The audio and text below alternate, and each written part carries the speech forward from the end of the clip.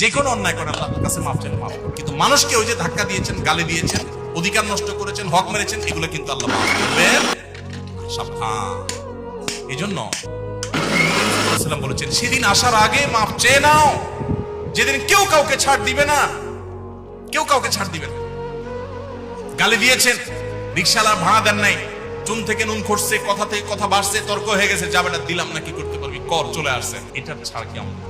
নবী সাল্লাল্লাহু আলাইহি ওয়াসাল্লাম বলেছেন দুনিয়া থাকতে এগুলা মিটমাট করো, এই মামলা নিষ্পত্তি করো, তার হাত পায়ে ধরে মাপ চেয়ে এটাকে শেষ করে যাও, কিয়ামতের ময়দানে কেউ কাউকে ছাড়বে না।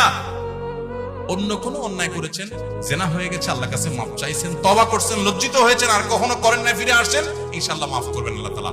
আল্লাহ বলেছেন লা তাকনাতু মির রাহমাতিল্লাহ, আল্লাহর রহমত থেকে নিরাশ হয়ো না। ইন্নাল্লাহা ইয়াগফিরুয যুনুবা জামিআ, আল্লাহ সব গুনাহ মাফ করে দেবেন। অতএব জেনা করলেও আল্লাহ তাআলা কি করবেন? মাফ। কিন্তু তওবা করতে হবে খাঁটি অন্তরে, আর করা যাবে না, অনুতপ্ত